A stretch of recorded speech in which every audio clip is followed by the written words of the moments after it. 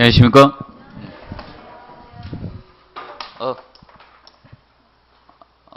출석률이 이쪽이 높고 이쪽 열이 저조하네요. 이쪽 역은 추워져가지고 아직 덜 도착했군요. 자, 오늘은 급수설비 분야 보도록 하겠습니다. 페이지 313페이지를 보시면 급수설비 보도록 합니다. 급수설비 페이지 313페이지 급수설비. 자, 이 급수는 여러분들 이겁니다. 건강물을 그대로 대청댐에 있는 물을 그대로 여러분들에게 공급해 주면 여러분들 사용합니까 안 합니까? 사용 안 하실 겁니다. 그러면 다 생수 사가지고 다 할 겁니다. 쌀 씻고. 그래서 이제 이 물을 목적에 알맞게 만들어서 이 공급해 주는데, 자, 수조 물탱크도 필요할 것이고, 그 다음에 펌퍼도 필요하고, 배관도 필요하고, 뭐 기구도 필요하겠죠. 그걸 총 합쳐서 우리가 급수설비라고 합니다. 자, 근데 이 급수설비는 이 소득이 발전됨으로써 일반적으로 물을 많이 사용할 수밖에 없습니다. 그래서 이거는 무조건 두 문제를 냅니다. 올해도 이것은 급수설비는 무조건 두 문제 나옵니다. 전기가 한 문제 나오도 얘는 두 문제를 꼭 냅니다. 그래서 올해도 두 문제 나올 겁니다. 작년 시험의 경우 17회 시험의 경우는 한 문제는 급수 방식을 냈고 한 문제는 이 저수조의 오염에 대해서 냈습니다. 저수조 오염을 내야 됐었거든요. 그러면 올해는 그 방향성하고 약간 틀어지게 될 겁니다. 그러면 기본적인 이 급수 설비적인 측면을 다룰 때 두 문제로 보시고요. 먼저 거기 보시면 제1절에 제일 먼저에서는 그 하단에 보십시오. 수질적인 측면을 우리가 알아두세요. 수질적인 측면에서 이제 봐두실 때 제일 먼저 물의 경도 개념이 나오고 있어요. 물의 경도를 보시면 되는데, 이때 물의 경도 개념에서 물의 경도는 이것을 의미합니다. 자, 물 속에 다양한 이 금속 성분들이나 다른 것들이 포함되어 있죠. 물 속에 마그네슘이나 금속들이 보통 용해대 들어가면 플러스 2가 양이온으로 용해대 들어갑니다. 그래서 마그네슘이라든지 또는 칼슘이라든지 철이라든지 아연이나 나트륨 많은 것들이 등이 포함이 되어 있습니다. 이런 것들이 물 속에 포함되어 있기 때문에 이것을 갖다가 단순하게 표현하자는 겁니다. 일일이 여러분들 그래서 보시면 어디 있는가 하면, 여러분들 한 번씩 생수 사 드시죠? 생수 사 드면 뒤에 거 한 보신 분도 있습니까? 읽어보신 분들? 안 읽어보시죠? 여기 보면 마그네슘 얼마, 칼슘 얼마 다 적혀 있어요. 맞죠? 그냥 마시긴 마십니까? 자, 그런데 물은 마트 가서 너무 싼 거는 사지 마세요. 과연 그걸 어느 물일까 궁금하지 않습니까? 물은 왜 그런가 하면요. 세금이 그 뚜껑이 있죠. 350리터든 500리터든 2리터짜리든 있죠. 보면 전부 다 무엇인가 하면 세금은 똑같습니다. 작은 병이든 큰 병이든 세금은 똑같습니다. 그래서 왜 그런가 하면 병뚜기 크기가 똑같죠. 가서 한번 재봐요. 같은 회사 거 재봐요. 500ml짜리하고 2리터하고 병뚜껑 크기가 똑같습니다. 그럼 병뚜껑으로 무조건 세금을 물립니다. 그래서 똑같습니다. 세금이 똑같은데 물이 너무 싸죠. 한번 고려해 보세요. 그리고 이게 받아먹는 물들 있죠. 큰 통. 그거는 또랑물일 가능성이 상당히 높습니다. 좀 싸게 주면. 가까운 데서 막 퍼오면 갖다 잡아넣고 또랑물일 가능성이 높습니다. 그렇게 생각하시면 돼. 그래서 조심해서 물은 드셔야 됩니다. 한번 여러분들 혹시 수질 검사를 한번 해보십시오. 그래서 이것을 탄산칼슘으로 한산 표시한 겁니다. 일일이 마그네슘 몇 미리그램, 칼슘 몇 미리그램 이렇게 표현할 수 없다는 겁니다. 그래서 탄산칼슘 CaCO3로 한산 표시한 겁니다. 그래서 바로 탄산칼슘 CaCO3로 한산 표시한 겁니다. 한산 표시한 것이 물의 경도입니다. 그래서 한산 표시를 해서 뭘로 나타냈는가? ppm 단위로 나타냈어요. ppm 단위로 우리가 나타냈습니다. ppm은 parts per million이죠. 100만 분율 단위로 나타낸 게 100만 분율 단위로 나타냈다. 그래서 이 ppm 단위하고 같은 것이 뭔가 하면 미리그램 per 리터입니다. 리터당 몇 미리그램이 포함되어 있느냐, 이것이 ppm 단위입니다. 1리터에 몇 미리그램이 포함되어 있느냐, 이렇게 표현을 하는 겁니다. 그래서 물의 경도를 표현했고, 그러면 이때 이 탄산칼슘 함유량에 따라서 물을 분류하게 되면 이 탄산가스um 함유량에 따라서 얼마나 함유되어 있냐. 그래서 이 함유량이니까 결과적으로 경도에 따라서 경도에 따라 함유량에 따라 이 분류를 하면 함유량에 따라 분류를 했을 때 물을 이 네 가지로 나눌 수 있다는 겁니다. 네, 그래서 제일 먼저 극연수가 있고, 극연수, 그리고 연수, 그리고 적수, 그리고 경수로 나누어집니다. 자, 그러면 시험에 나올 가능성은 얘가 제일 높습니다.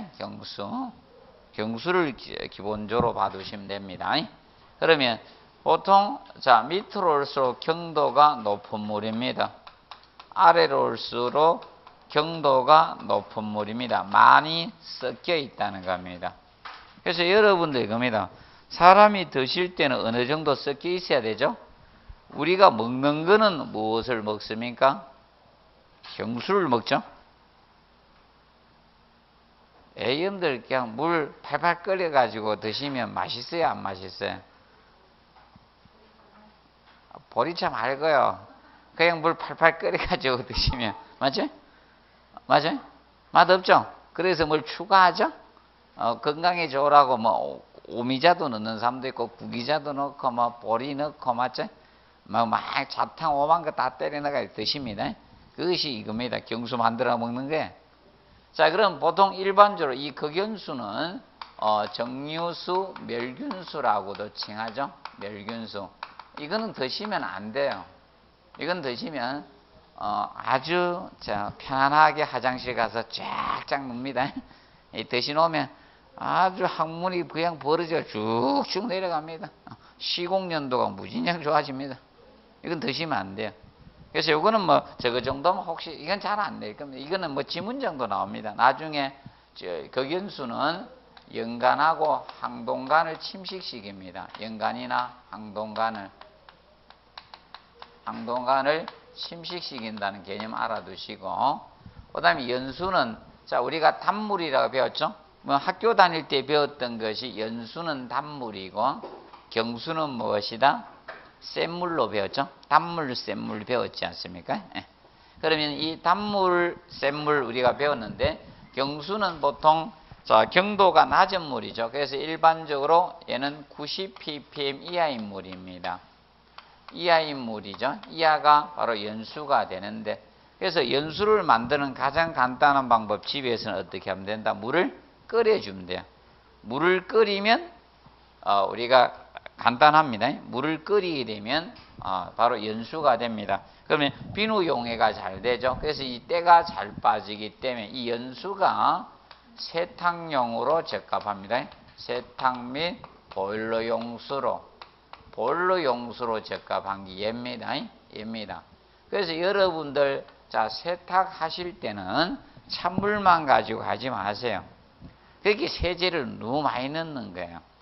세제가 지금 과잉 공급하고 있습니다. 왜 그런가 하면요, 이가 다 죽은 거 보니까 지금 세제 쓰고 나서 이가 없어진 거예요.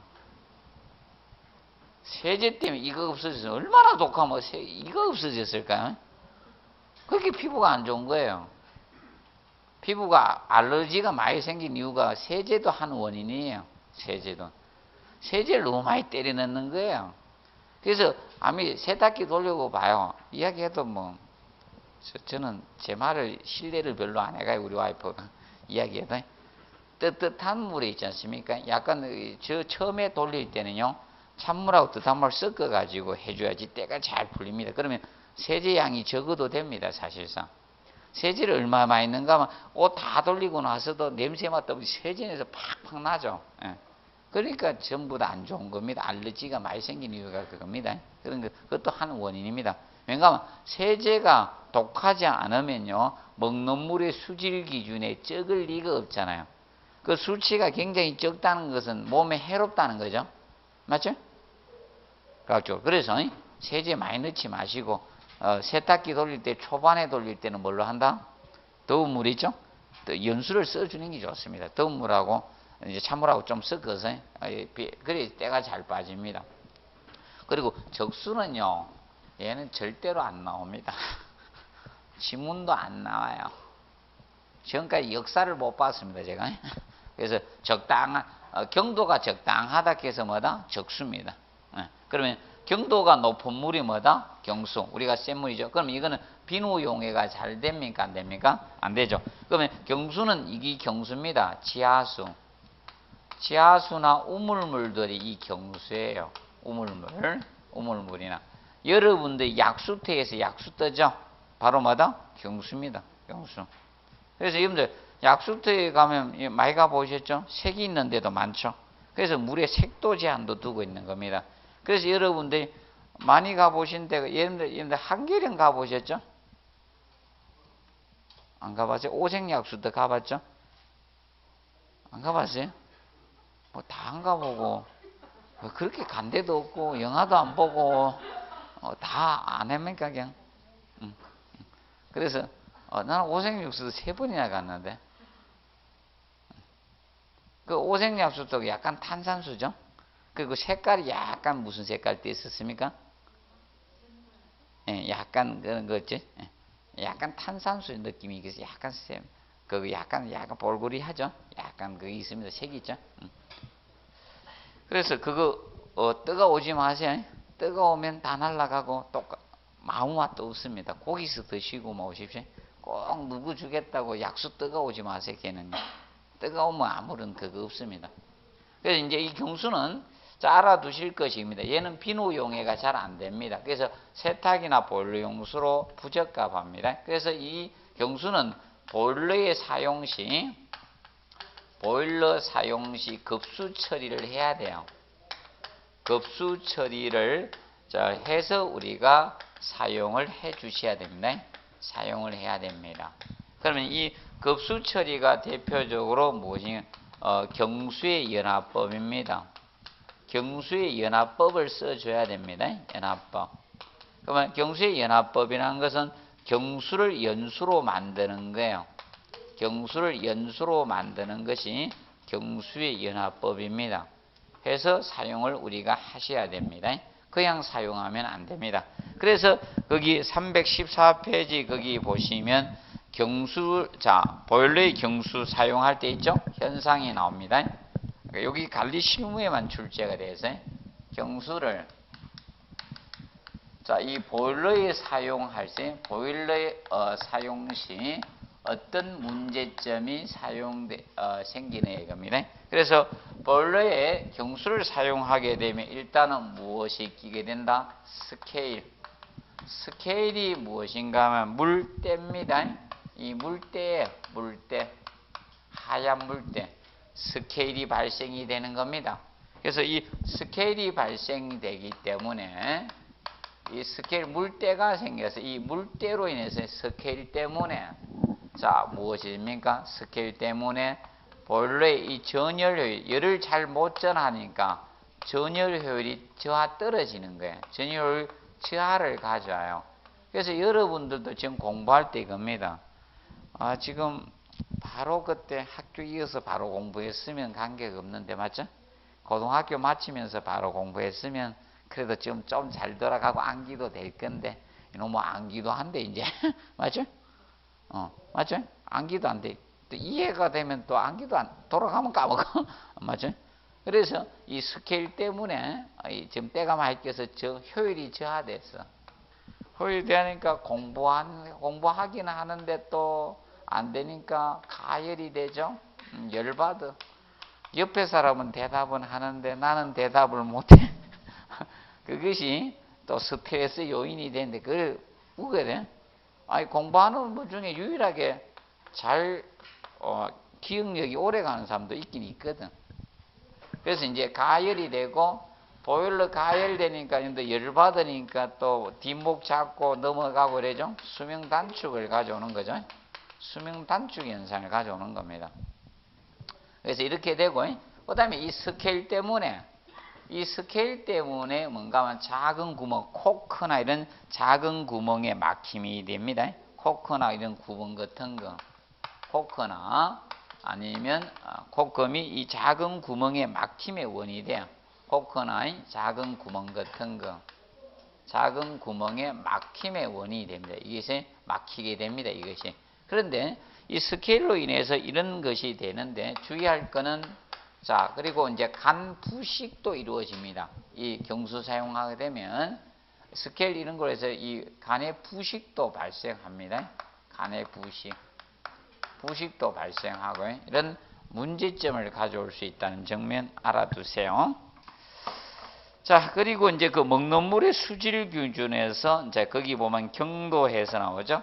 자, 그런데 단위를 봐요. 전부 다 뭘 쓰고 있습니까? 우리가 보통 ppm 단위를 학문상은 쓰지만 이걸 쓰지 않고 미리그램 퍼 리터로 나타냅니다. 이게 둘 다 무슨 율인가? 100만 분율이거든요. 이 100만 분율이기 때문에 근데 법에서는 여러분 법령에서는 이걸로 나타내야 되거든요. 법에서는 미리그램 정확히 얼마 포함됐냐 이걸로 정확히 명시해야 돼요. 그래서 법은 이걸로 나타내요. 그러면 일반 이론 학문상은 이걸 나타내는 거예요. 학문에서는 ppm을 나타내지만 법령에서 미리그램 퍼리터 정확히 명시해야 됩니다. 그래서 이걸로 나타내는 거예요. 그러면 먹는 물의 수질 기준 나오죠. 자, 요것은 자 심미적 영향에 관한 물질만 지금 해놓은 겁니다. 제가 굉장히 많습니다. 수질 기준에. 그래서 요거는 심미적 영향을 주는 물질들이죠. 영향을 주는 물질들만 해놓은 겁니다. 물질들. 그러면 심미적이라는 것은 자 이건 인간의 오감을 통해서 느끼는 겁니다. 오감을 통해서 영향을 주는 요소를 우리가 한 것이 심미적 영향에 관한 물질입니다. 그러면 거기서 그 중에서 보시면 1번에 뭐가 있는가 하면 자 경도 공부하시고 경도. 자 경도는 기본 얼마를 잡는다? 1000을 잡습니다. 1000을 잡니다. 그러면 쉽게 이겁니다. 우리가 있죠? 물을 그냥 사 먹는 거 있죠? 먹는 자 저거 삼다수든 뭐 많이 사 먹죠. 여기서 뭐 많이 사 먹습니까? 여기서는 여기서 삼다수입니까? 삼다수도 있고 백산수도 있고 많잖아요. 맞죠? 등등등. 그리고 이마트 거도 나오겠죠? 홈플러스 거도 나오겠죠? 나오죠? 그런데 가보니까 거의 물이 재고가 제일 빨리 있다는 게 내가 보니까 삼다수더라고요. 그래놓고 와 삼다수 몰라요. 삼다수가 제일 지금 적게 갖다 놔서 그런가? 많이 갖다 놔서요. 몰라 이제 막 가면 거의 삼다수는 잘 없어. 조금 남았는데 뭐 한번 다 가져가고. 그래서 제일 안 팔리는 게 근데 이마트 가격은 제일 싸던데 이마트가 싸고 홈플러스는 홈플러스는 싼데 그게 어디서 나왔는지 그거 알 수가 있어야지 맞죠? 홈플러스는 나왔는데 홈플러스 마이크 맞는데 겨울물을 떴는지 어디서 떴는지. 그래서 1000이고 이건 1000이라는 겁니다. 그런데 거기 보세요. 수돗물은 얼마 된다? 300에 수돗물의 경우는 300입니다. 300. 정리해 놓으시고 수돗물은 경도가 300입니다. 자, 그리고 색도 알아두시고 여기 5번에 보면 색도가 나올 거면 색은 5도입니다.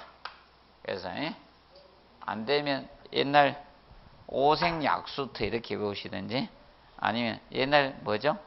그 여러 가지 색이 있는 그 옷을 뭐라 하죠? 색동저고리. 근데 그건 오자 안 들어가는구나. 오색 약수터. 오색입니다. 그리고 6번째 보면 세제가 나오죠. 세제. 자, 세제가 0.5예요. 자, 봐요. 세제가 독하다는 거예요. 그러니까 0.5밖에 제한을 안 두는 거예요. 최대가 0.5라는 겁니다. 넘지 않는다는 것은 최대가 0.5라는 겁니다. 세제는. 그리고 자, 왜 세제가 들어갔는가 하면 이겁니다. 수원은 보통 위에 있는데 맞죠? 수원지는 여러분들 이거 대청 때문에 대전보다 위에 있죠? 위에 있는데 왜 세제 기준이 들어갔는가? 아이고, 저 촌동네에서도 다 뭐 쓴다? 슈퍼타이 쓰고 맞죠? 세탁기 다 돌려요. 맞죠? 저희 촌 소백산맥인데 슈퍼타이가 세탁기 다 돌려요. 안 돌린 집이 없다니까. 그래서 이 세제가 들어간 게 0.50. 그리고 7번에 수소이온 농도 있죠? 7번에 수소이온 농도가 시험에 나왔는데도 또 보세요. 얘는 수소이온 농도는 폐하 pH. 자, 그래서 여러분들 요거는 했을 때 옛날에는 차가운 물도 위아래가 있었죠? 위아래가 있는데 요새는 위아래 없습니다. 맞죠? 애가 먼저 제일 젓가락 밥숟가락 먼저 이야 맛있는 거 찾다 자기 좀 바로 찍습니다. 그래서 어버이날로 외우면 된다. 5월 8일 8월 5일 되면 안 된다. 어떤 조건이 안 주어지면 5.8에서 8.5 혹시 조건이 주어지면 4.5에서 얼마까지? 9.5까지 되고 요건 조건이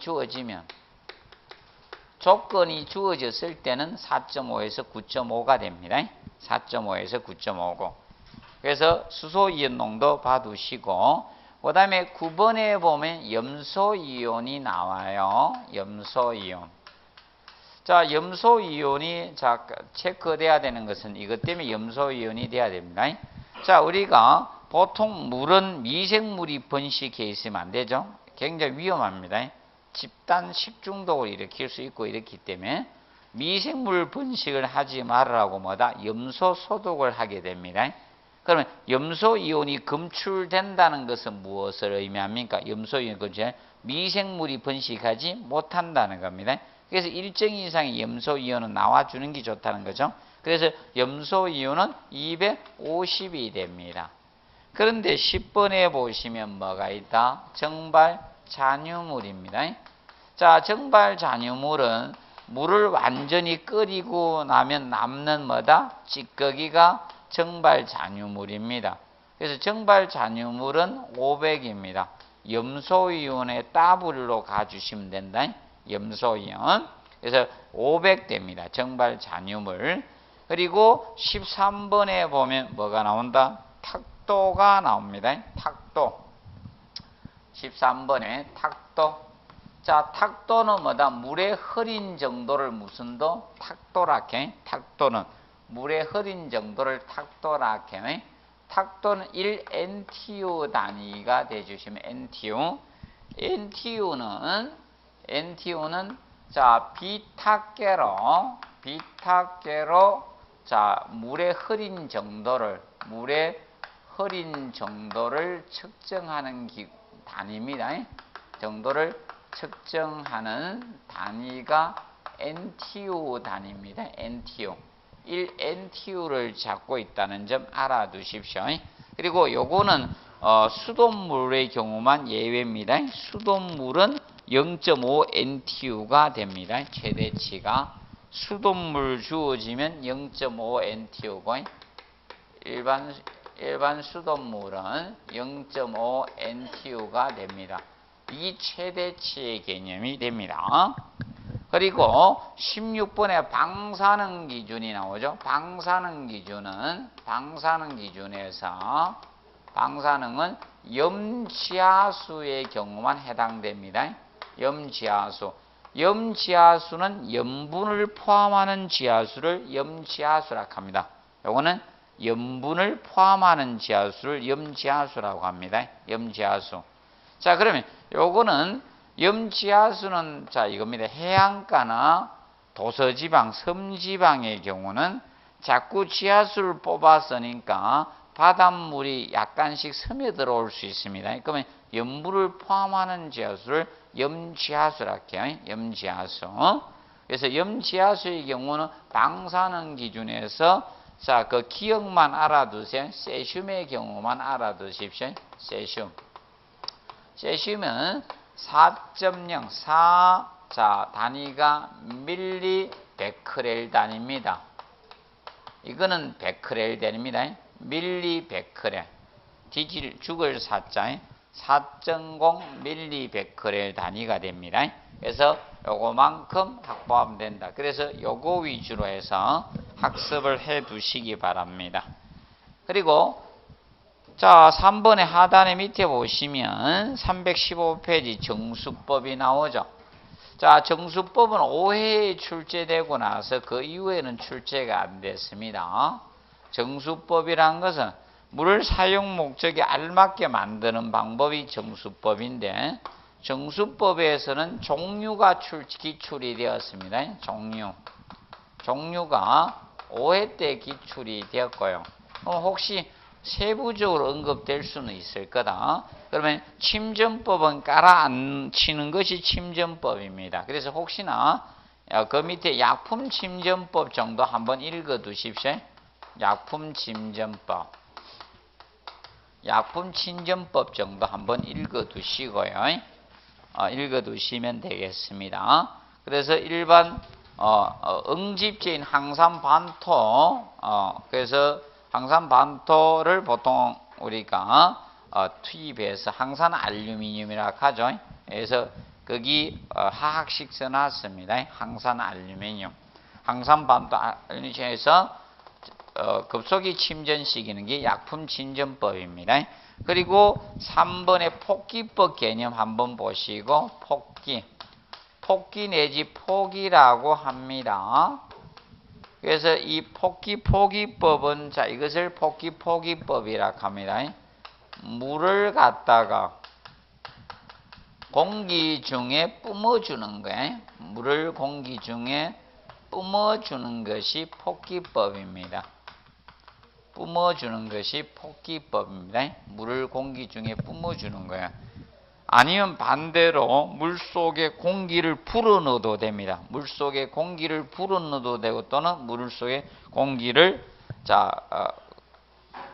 공기 중에 물을 뿜어주는 형태도 됩니다. 이것을 우리가 포기법인데, 자, 포기법을 쓰는 목적은 이겁니다. 바로 철성분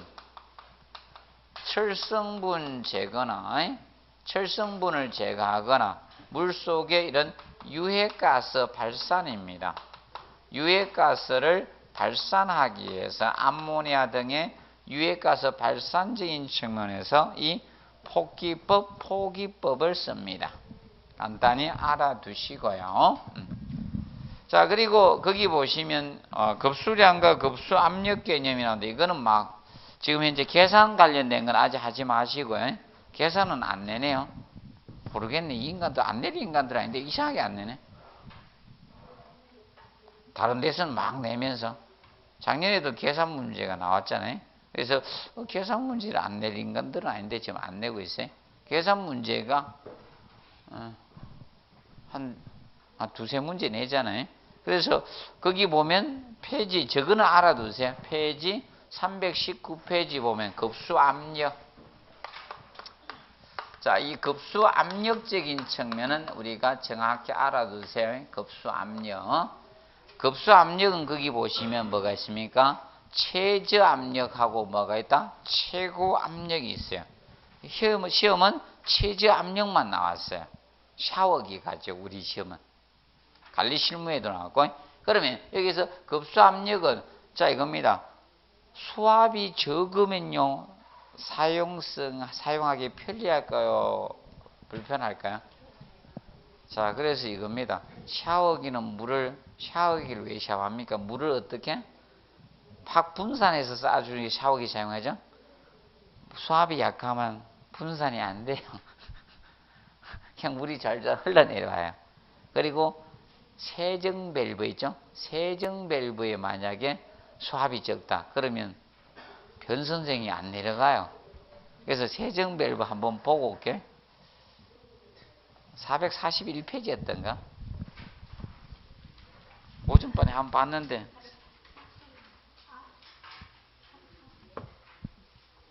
441페이지 맞다. 아, 기억이 좀 아직은 죽지 않았구나. 어떻게 생각나지? 오전번에 봤는데 441페이지 보면 이런 거 보셨죠? 이 밸브가 무슨 밸브? 세정 밸브예요. 세정 밸브 이거는 일정 수압이 안 되면요 작동이 안 되고 물기가 쩔쩔쩔 나와요. 화가 안 붙습니다. 그래서 이제 최저 압력은 두 가지만 기억하세요. 최저 압력은 그래서 샤워하고 세정 밸브. 자, 이걸 세정 밸브를 우리나라 말로는 세정 밸브고 이것을 영어로는 플러시 밸브라고 합니다. 플러시 밸브. 그러면 그래서 요거는 그래서 자, 나왔지만 앞으로 지문 나올 수 있으니까 자, 0.07 메가파스칼 이렇게 이상 되어 주시면 돼요. 수압이 0.07. 그러면 외울 때 잘 생각해 놓으면 똥 누놓고 똥칠한다 이렇게 오는데 수압이 약하면 요 압력에는 똥 누놓고 똥칠한다. 그래서 이것은 7m의 수두가 필요하다는 뜻이에요. 그럼 최소한 물탱크에서 여러분들 밸브까지 기구까지 최소한 7m 이상이 떨어뜨려줘야 돼요. 그래야지 원활히 작동된다는 겁니다. 실제로는 배관에 맞춰 손실 수도까지 해줘야 돼요. 그래서 충분히 떨어뜨리려고 하면 10m가 떨어뜨려줘야 돼요. 그래서 여러분들 이겁니다. 최상층에 만약에 441페이지에 본 밸브가 달려있더라. 최상층에. 그러면 밖에 이렇게 돌아봐요. 그럼 뭐가 있는가 하면 양동이가 있을 거예요. 양동이가 있다는 건 거기에 물 가득 담아가 들어가라는 뜻입니다. 수압이 약하다는 겁니다. 명심하세요. 이게 부산에 있거든. 옛날에. 지금 옮겼어요. 근데 부산에 제가 나가는 학원에 7층에 세정 밸브가 다 있어. 이 무식한 인간들이 다 설치해놨어. 똑같이.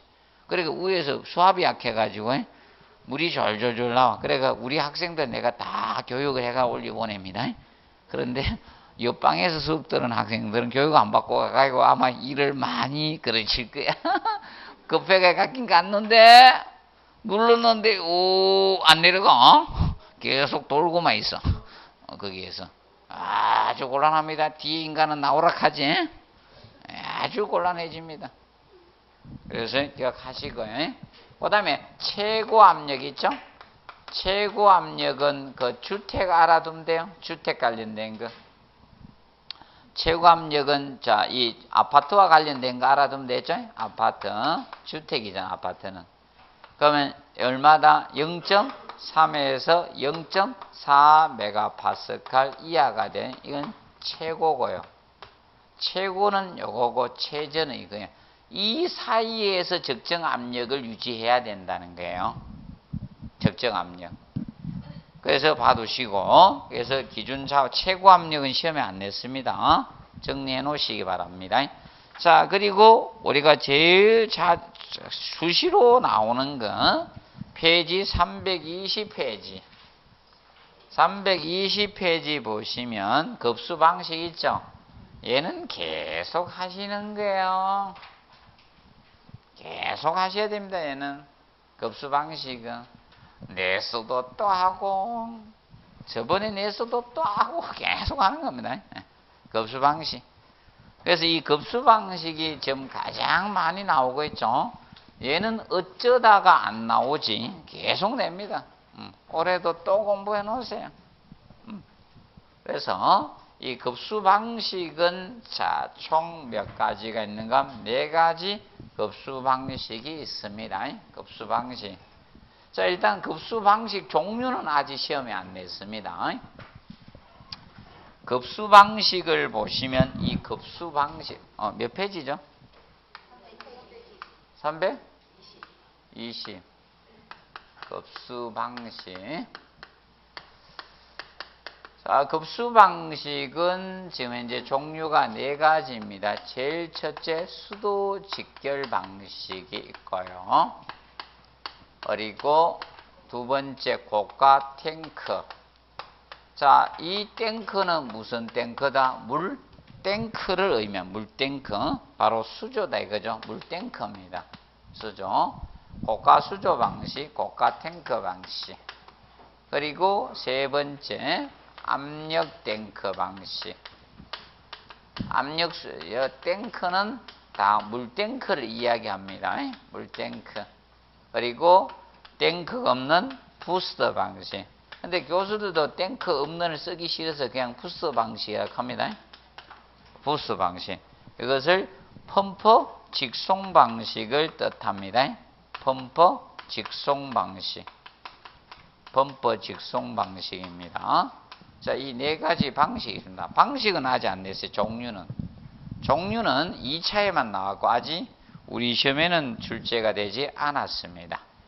자, 그러면 자, 이 방식이 있는데 자, 여러분들이 바로 이 수도 직결 방식 있죠? 수도 직결 방식은 얘는요. 첫째로 얘는 수조를 설치한다 안 한다? 안 합니다. 물탱크를 설치 안 해요. 물탱크 설치라 수조 필요 없습니다. 그리고 펌프도 필요가 없어요. 펌프도 설치 안 합니다. 얘는 수조하고 펌프를 설치 안 하는 방식입니다. 그럼 이거는 원리가 무엇인가? 수도 본관에 뭐다? 수압으로. 얘는 수도 본관에 수압으로 공급하는 수압으로 상향 공급하는 방식입니다. 상향 공급하는 방식입니다. 밑에서 위로 올리는 방식이에요. 이 방식은 수도 직결식은. 그래서 수도 직결 방식의 경우는 그래서 바로 이겁니다. 얘는 소규모밖에 못 씁니다. 얘는 소규모 건물에만 사용해요. 자, 그러면 예를 들어서 이겁니다. 아파트의 경우는 어떤 경우가 바로 여기에 해당이 되는가 하면 이 경우입니다. 아파트에서는 이걸 딱 보시면 돼요. 1층, 2층, 3층인데 이상하게 수압이 안 세네. 1, 2, 3층은 수압이 세야 돼요. 근데 들어가서 사용해 봤는데 수압이 안 세네. 물이 쫙 안 하네. 세게 안 나오네. 그럼 바로 이거예요. 수도, 직수 바로 씁니다. 수도 본관의 수압으로 그대로 올렸습니다. 1층에서 3층까지. 지금은 직수로 올릴 수 있는 게 보통 3층까지 가능합니다. 지금 1, 2, 3층에 사시는 분 없습니까? 혹시? 아파트? 다 높은 층 사는가 보네. 저층에 안 삽니까, 아무도? 야, 이렇게 없을 수가 있나? 혹시 사는데? 내가 살지 말았게 다 이사했습니까? 혹시 알아가지고 역류할까봐 안 사는 소규모 건물에 쓰는 게 수도 직결식입니다. 근데 이제 그래서 이 수도 직결식은 자 거기 특징 보세요. 1번 보십시오. 1번 수지로연 가능성이 가장 적죠. 그 이유는 얘는 이겁니다. 무엇을 설치하지 않으니까 수조를 설치 안 하기 때문에 수조를 설치하지 않았기 때문에 수지로연 가능성 가장 적습니다. 자, 수지로연은 왜 생깁니까? 물이 뭐 되니까 정체되면 수질오염 돼. 고오염. 그러면 수조에다 저장해 놓게 되면 잘못되면 수질오염이 되죠. 그래서 간혹가다가 아끼다가 똥 된다는 말이죠. 아니 먹으려고 딱 아껴놨는데 곰팡이에 피단지. 또는 아끼는데 남이 싹 먹는 경우 있죠. 우리 딸내미가 아껴가 순하나요. 그러면 막내가 걸신이 되겠거든. 먹는 것을 지금 초등학교 4학년인데 성인 이상 먹어. 얘를 들고 가면 우리 와이프가 보람이 있다 해요. 돈 낸 것보다 엄청 먹으니까. 해전 초밥집 가면 15개씩 꺼내고 먹는다니까. 접시를. 그게 애야? 해진 초밥집 가면 나도 한 3개, 4개 꺼내 먹고 많은데 10몇 개씩 꺼내 먹어. 와. 그래서 절대 안 주고 갑니다, 저는. 차라리 초밥집 가지. 그래서 그거 접시 한 접시에 얼마인데 그렇게 꺼내는지. 또 비싼 접시만 꺼내요. 몰라, 지 눈에도 비싼 게 잘 보이는가 봐.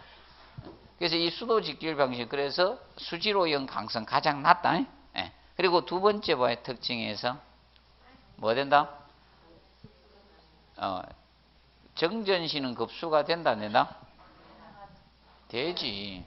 펌퍼가 없잖아. 펌퍼가 없기 때문에, 맞죠? 정전시, 펌퍼가 없으니까 정전이 돼도 가능한 거야.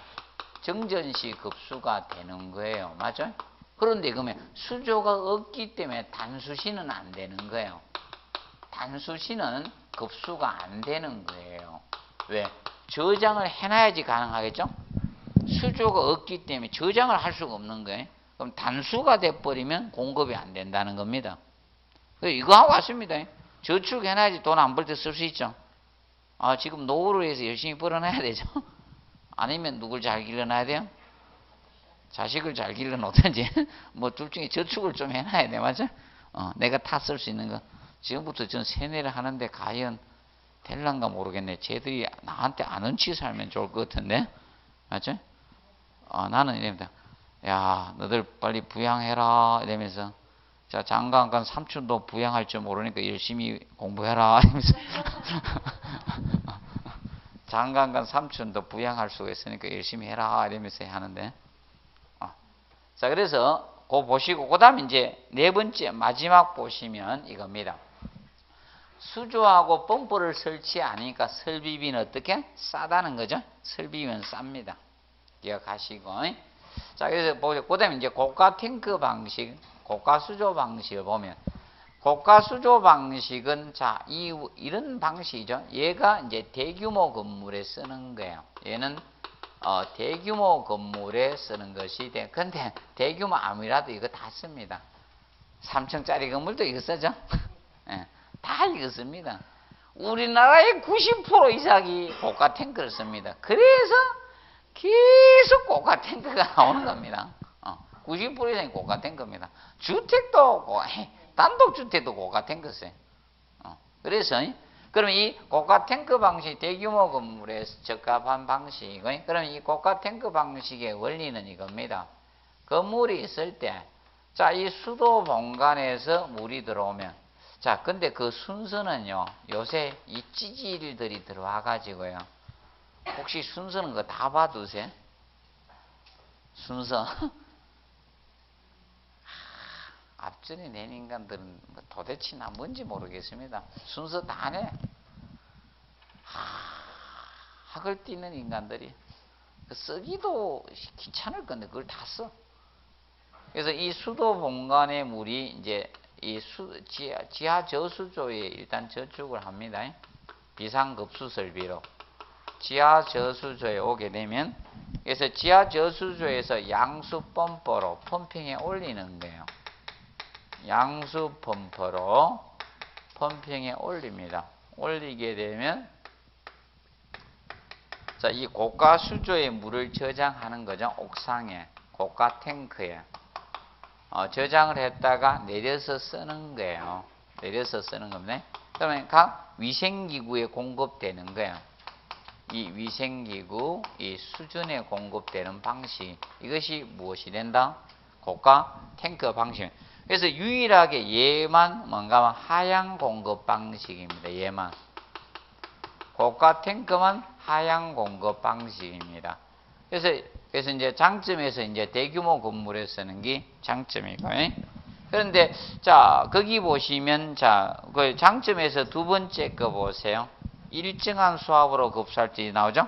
수압이 일정하다는 거예요. 자, 여기서 일정한 수압이라는 것은 이겁니다. 여기에서 떨어진 뭐만큼? 거리만큼 수압을 일정하게 받는 거야. 그러면 요거 거리가 예를 들어서 20m 떨어졌다 가정하자. 20m. 20m 곱하기 0.01 해주라 했죠? 그럼 대략 0.2메가파스칼만큼의 수압을 받는다는 거야. 그러면 항상 요 수압을 받는다는 거야. 항상 일정하게 요 수압을 받고 요 수준에서는 요 압력만큼 받는 거예요. 요 수준에서는 요 압력을 받아 항상.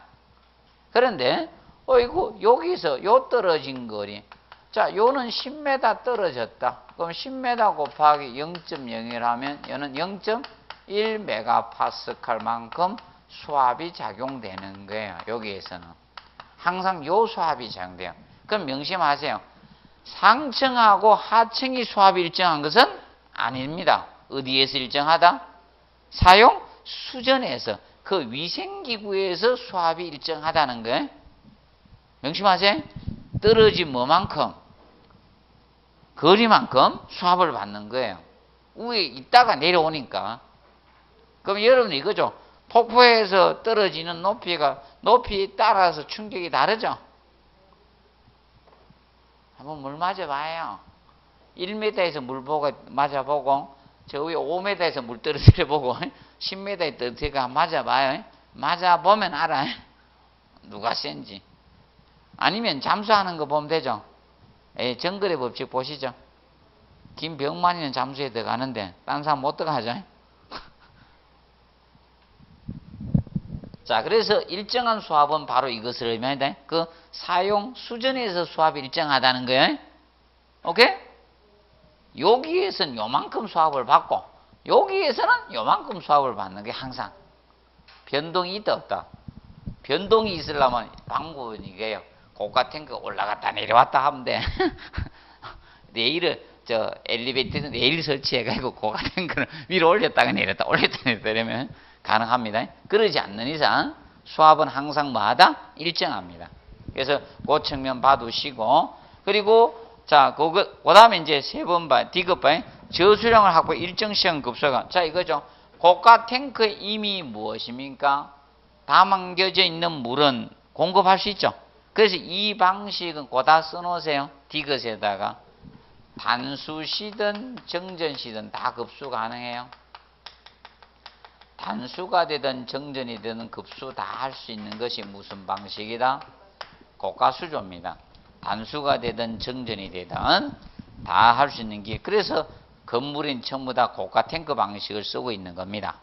기억하시고, 근데 배관 부속 파손이 적다는 것은 수압이 뭐하기 때문에? 일정하기 때문에. 수압이 일정하게 작용되기 때문에 부속품 파손이 적다. 고다가 써놓으시고 리얼에다가 수압이 일정하기 때문에. 그러면서 자꾸 읽어두십시오. 그런데 외우려 하지 말고요. 자, 그리고 단점 봐요. 단점, 급소오염 가능성이 큰 거. 자, 단점에서 자 기억 보시면 급소오염이 크다는 것은 다른 것이 아니에요. 뭐 때문에 급소오염이 큽니까? 예?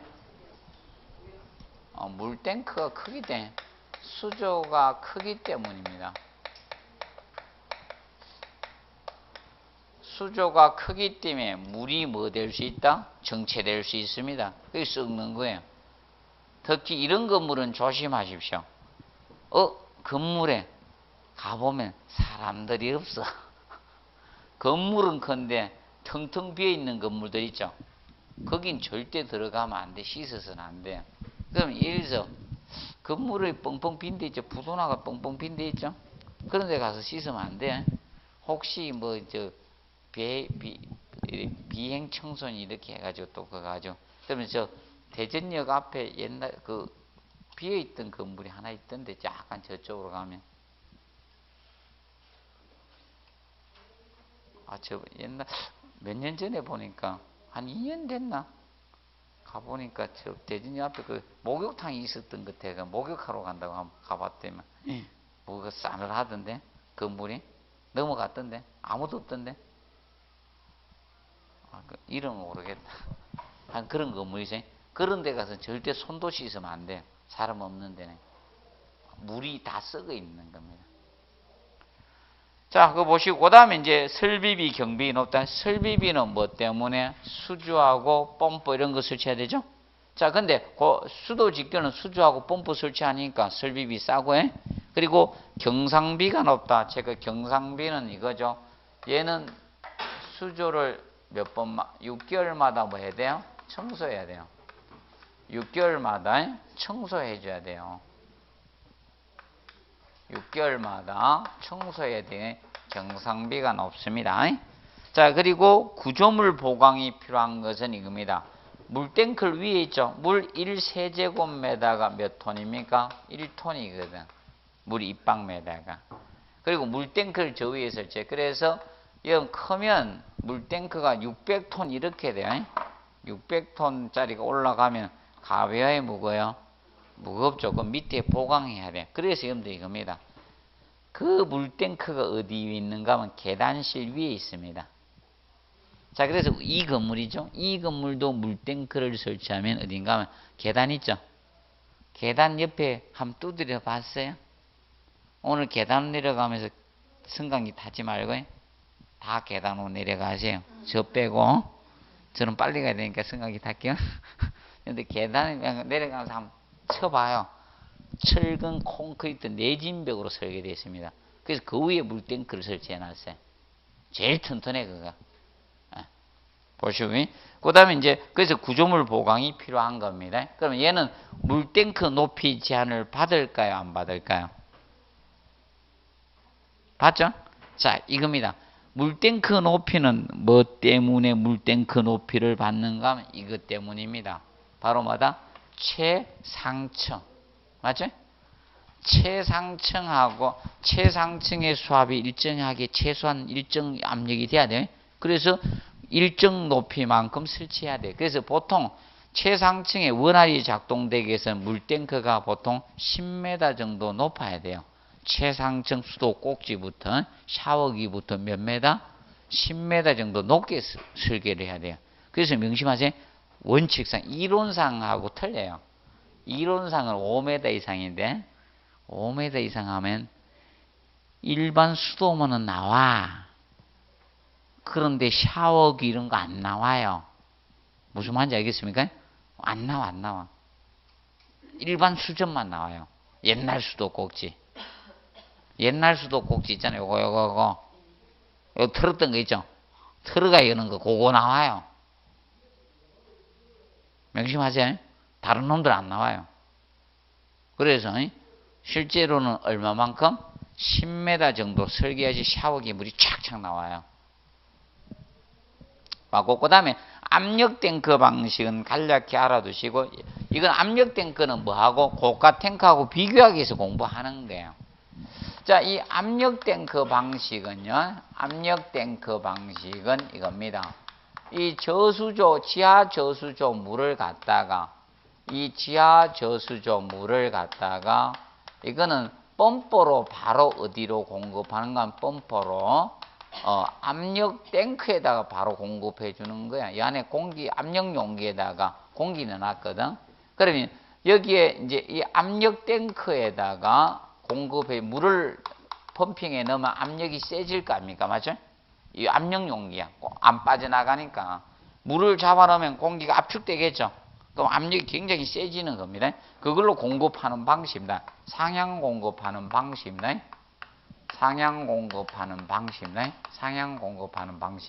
이 압력 탱크는.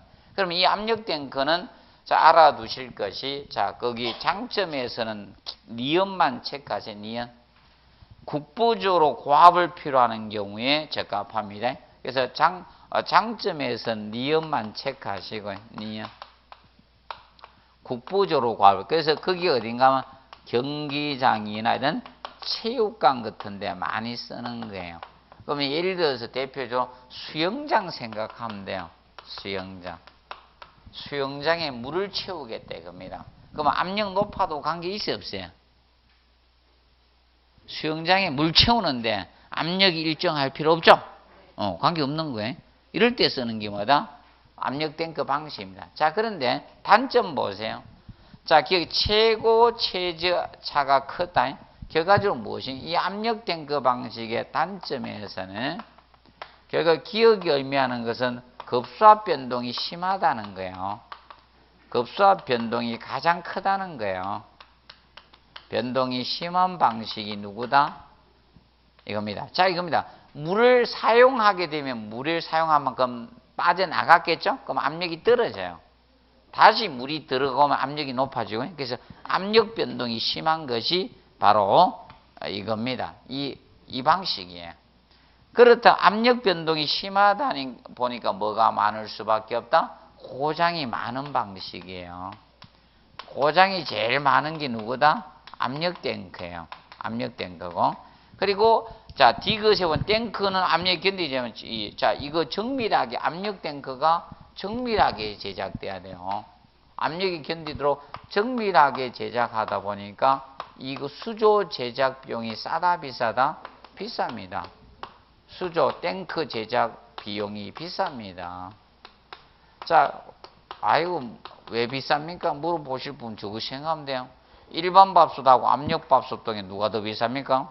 압력밥솥이 비싸요. 아, 우리나라 서울에 있는 백화점들 있죠? 한국인이 사가는 거 별로 없습니다. 이제 거의 누가 사갑니까? 외국인들이 다 사가요. 우리나라 먹여 살리고 있어요.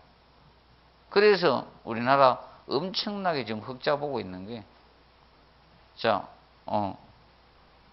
아이고 엄청 사가요. 오만 기본 한 명에 밥솥 하나씩은 사가요. 쿠코나 쿠첸 그 비싼 거 있죠? 우리도 못 사는 거 맞죠? 삽니까? 쿠쿠밥솥, 쿠첸 밥솥 얼마입니까 비싼 거?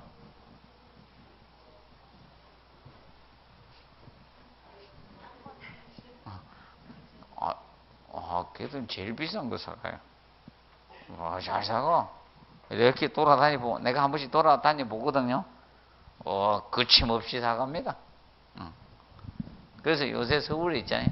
중국 통역은 두지만 일본 통역은 안 둡니다. 일본 통역 한 명도 없어졌습니다, 이제. 이것들이 사가면 전부 다 뭐만 사는 김밖에 안 사가, 일본 애들은. 김 사가면 거의 누군가 하면 일본 애들이. 밥솥이나 옷 사가면 누구고? 명품 중국 사람들입니다. 바뀌었습니다 요새. 그래서 일본 통역은 한 명도 안 듭니다 요새. 우리도 그래야 돼요. 우리도 가보니까 이놈 새끼들은 아무도 없어. 그래서 보시고, 그 다음에 그거 봐두시고, 그 다음에 넘겨보시면 지금 현재 324페이지 탱크가 없는 무슨 방식? 부스트 방식이 나와요. 자, 이 부스트 방식을 뭐라 한다? 펌프 직송 방식이라고 해요. 펌프 직송 방식. 펌프로 직접 물을 공급한다 해서 펌프 직송 방식이라고 합니다. 그럼 이거는 바로 지하 저수조의 물을 갖다가 지하 저수조의 물을 바로 부스트 펌프로 직접 상향 공급하는 거예요. 바로 상향 공급, 펌프로 직접 공급하는 방식입니다. 이것이 펌프 직송 방식입니다. 그래서 거기 보면, 그래서 이거는 펌프 직송 방식은 이런 주택 단지라든지 최근에 아파트 단지가 이겁니다. 공장 이런 데 쓰는 것이 펌프 직송 부스터 방식입니다. 그래서 324페이지 그 장점 보세요. 옥상 탱크가 필요 없습니다. 탱크 필요 없다. 고가 탱크 필요 없고요. 그 다음에 두 번째, 펌프의 교호 운전. 교호 운전은 교대로 운전하는 것을 교운전이라고 해요. 교대로 운전하는 것을 교운전이라고 합니다. 교운전 가능하고요. 그 다음에 최상층의 수압을 크게 할 수 있는 것은 바로 뭐 된 4번에 펌프의 토출량과 토출 압력 조정이 가능하니까 최상층 수압을 크게 할 수 있다. 꼭 체크하세요. 최상층 수압을 크게 할 수 있는 방식이 뭐다? 부스터 방식, 펌프 직송 방식이 됩니다. 그런데 단점은 정전이 되는 경우 급수 불가능하다. 왜 그런가 하면 얘는요, 뭘로 공급하니까 펌프가 가동돼야 돼. 펌프로 가동돼야지만 물이 공급되기 때문에 정전 시는 급수가 된다 안 된다? 안 됩니다. 그리고 2번에 펌프에 단락이 잦다는, 단락 고장이 잦다는 거예요. 고장이 잦습니다. 왜 그런가 하면 펌프로 다 위로 공급하다니까 엄청난 압력을 받을 수밖에 없죠. 그래서 보완을 해서 압력 탱크가 있는 부스터 방식이 사용됩니다. 자, 그래서 자, 그림 봅니다. 325페이지 상단 보시면 제일 좌측에 그 두 대 나오죠. 두 개 똑같은 게 있죠. 얘가 부스트 펌프입니다. 두 대가 있고 뒤에 압력 탱크가 있는데 압력 탱크가 잘 안 보일 겁니다. 그래서 우측 그림에 보면 위에서 아래로 찍어낸 앞에 두 대의 펌프가 있고 뒤에 크게 희게 보이는 거 있죠. 얘가 압력 탱크예요. 압력 탱크. 이 압력 탱크가 가동돼서 물의 압력은 얘가 어느 정도 맞춰줍니다. 그래야지 펌프가 힘이 덜 들어요. 보내는데. 그래서 지금 현재 이 압력 탱크가 보조로 이렇게 역할을 하고 있습니다. 알아두시고. 그 다음에 중앙센터 이거 있죠? 중앙센터가 바로 제어 시스템입니다. 여기서 이제 컨트롤 박스입니다. 그래서 여기서 다 제어하는 대로 이 펌프가 가동합니다. 이렇게 되어 있습니다. 그렇기 때문에 자 3번 봐요. 원칙 324페이지 와서 자동 제어 시스템이어서 고장 수리가 어떻게 어렵습니다. 자 전문가가 와서 고쳐야 됩니다. 아니 쉽게 이거죠. 우리도 여러분들 보통 핸드폰 고장 나거나 맞죠? 컴퓨터 고장 나면 직접 고치는 분 잘 있어요? 들고 가야 되죠? 조금 뭐 이상하다 어떻게? 들고 에이스 받으러 가야 되죠? 그거 같은 거예요.